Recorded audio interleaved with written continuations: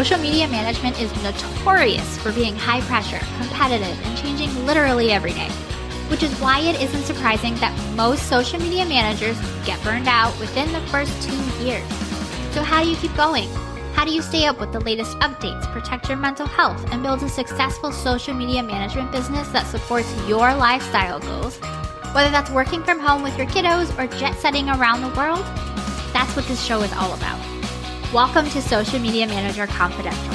I'm Shantae Gorman, founder of a 6-figure social media management agency and mentor to social media managers. And I'm here to dish on the ins and outs of the social media management world without any of the gatekeeping that can come along with it. You'll learn, you'll laugh, and you'll leave each episode inspired. Let's dive into today's episode.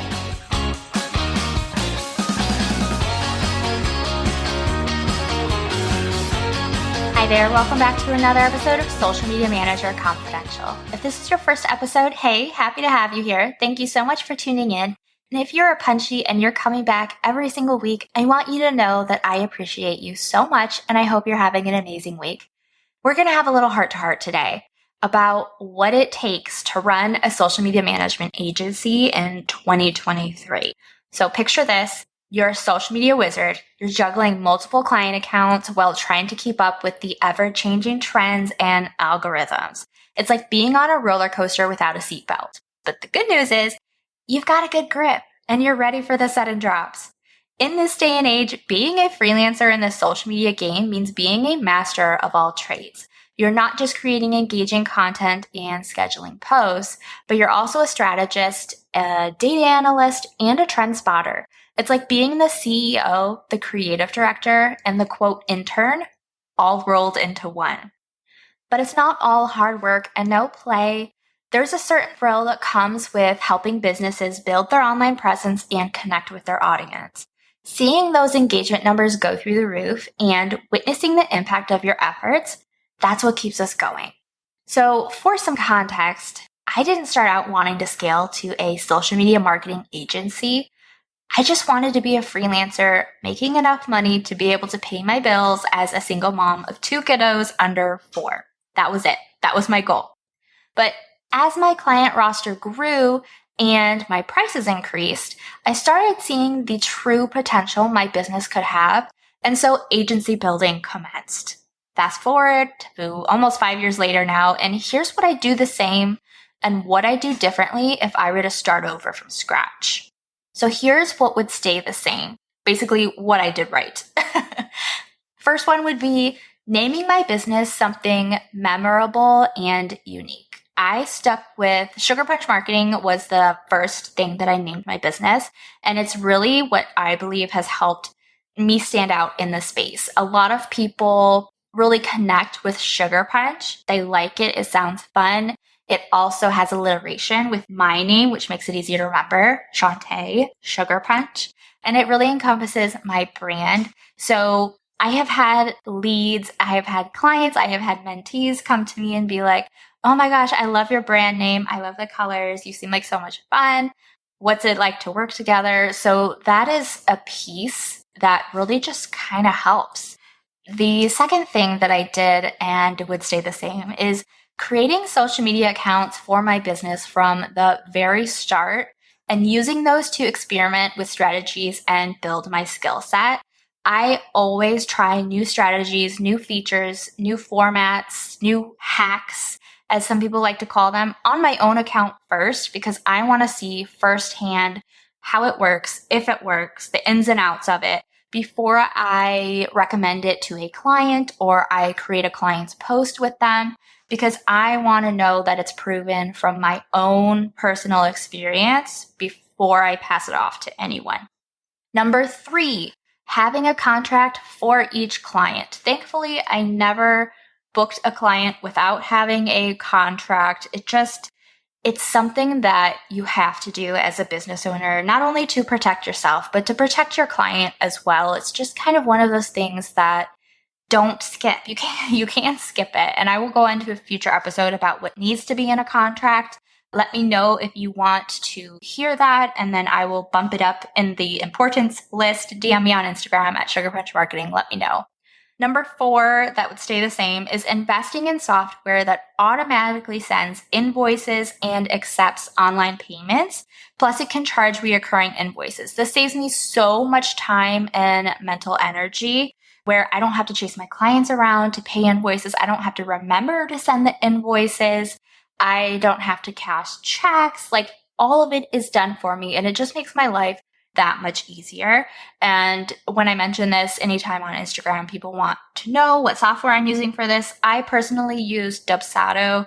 When I first signed up, it was like $20 a month. It has since increased, so it may not be the best option if you're just starting off anymore, but that's what I use personally. We're going to take a really quick break from today's episode so that I can tell you exactly how to stop wondering where your next social media management client is, because you can just use my list of the 35 best places to get more social media management clients instead. Get the free guide delivered straight to your inbox by going to my website. I'll link it in the show notes for you. Now, back to today's episode. Now, here's what would be different. So I recommend having a specific type of creative that you specialize in when it comes to platforms and content formatting. So this could be something like video editing for vlogs, like you specialize in that. It could be carousel posts where it's text heavy, like that could be your specialty. And you can experiment. You don't have to have a specialty right away, but that is what will help you stand out to a specific set of clients, is that skill. They recognize the value of it. They want someone who's really good at it and is proven to be good at it. And so that would be something that I would do from the start, especially because since the pandemic, a lot more people have wanted to become social media managers. So standing out has become a little bit more difficult. So really honing in on your specific skill set and how that can benefit your future clients is what's going to end up getting you more clients and building your agency. The second thing that would be different is I would start filming monthly report videos for clients that reflect the KPIs, key performance indicators, from the very start. So I've only started doing this recently. For the first few years, I would just send them a PDF report of screenshots of their insights, and I might kind of summarize what's going on in the report, why things look a certain way, and what we're going to do moving forward. But I found that most of my clients were busy, or they got overwhelmed, or they weren't sure what they were exactly looking at. So I started filming like a presentation walkthrough of me going through the screenshots or going through different data and charts, analyzing their best performing content, and explaining in detail why that is. And every time I send one over, they're all very receptive. They really enjoy this new type of format. And so that's what I would have done right from the start. The third thing that would be different is setting objectives and 90-day goals based on each client's specific account and needs. So I was not setting objectives or 90-day goals for my clients. It was just we're getting started and here we go. And then we're just going to compare month to month how things are going. But there was no goals to be achieved. There were no real objectives lined out in detail, like timelines, numbers, none of that. And it makes it really difficult for the client to see your value if you don't have this. Like, they have to do it all internally. They have to keep it in mind of like, oh, we wanted more reach, or we wanted more followers, or we wanted more website clicks. But unless you're like detailing it out for them, they might forget. And then, if their budget drops or they want to figure out what's going on, social media management might be the first thing to go because they don't know how much value they're actually getting. So having those objectives, having those 90-day goals really helps be like, hey, we're working towards our goals. We hit our goals early.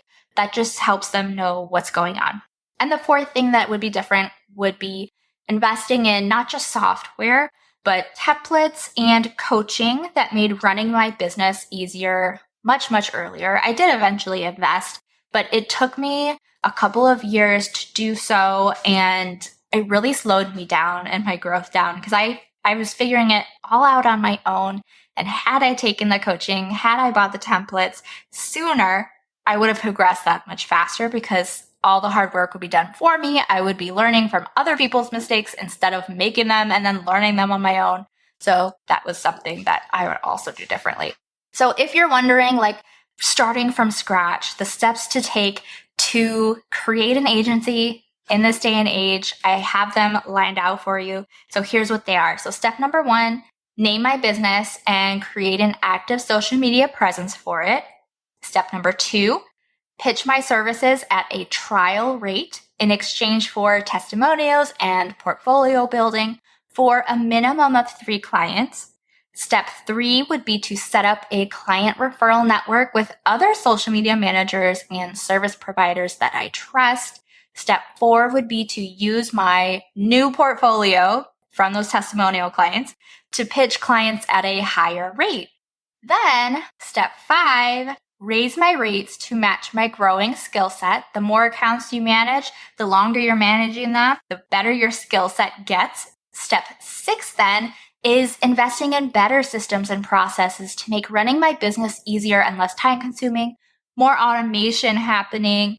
Maybe I'm hiring an OBM or a VA, a team member of some kind. Step 7 would be to start hiring contractors that specialize in things that I need to get off my plate and supervise instead. So again, that could be the OBM or the VA if you can't automate it, or it could be an engagement specialist or a graphic designer. Step 8, scale slowly to make the experience as easy as possible for myself, my growing team, and my clients. If you try to scale too quickly, there's a lot of mistakes that can be made. There's a lot of growing pains, and those pains are a lot harsher than if you were to grow slowly. We are always learning, always experimenting, and always pushing our creative boundaries. So my advice is to just embrace the chaos, take time to celebrate the wins, whether they're big or small, and learn from the challenges and mistakes. We're the ones who keep businesses connected, engaged, and thriving online. Let me know if you thought this was helpful. If you have any questions, DM me over on Instagram and let me know. And if you have any friends who are social media managers, share the link to this episode with them and help them out. And if you're not already following this podcast, make sure you hit the follow button or the plus button in Apple Podcasts so you can get brand new episodes delivered straight to your podcast app every Friday. Thank you so much for listening. I'll catch you next time. Thanks for tuning in to today's episode. Learn more about my digital template shop, online courses, and mentorship program by going to my website at sugarpunchmarketing.com. And while you're there, make sure you join my safe, supportive community created exclusively for social media managers. It's 100% free to join and packed with really amazing resources, trainings, and people. See you next time.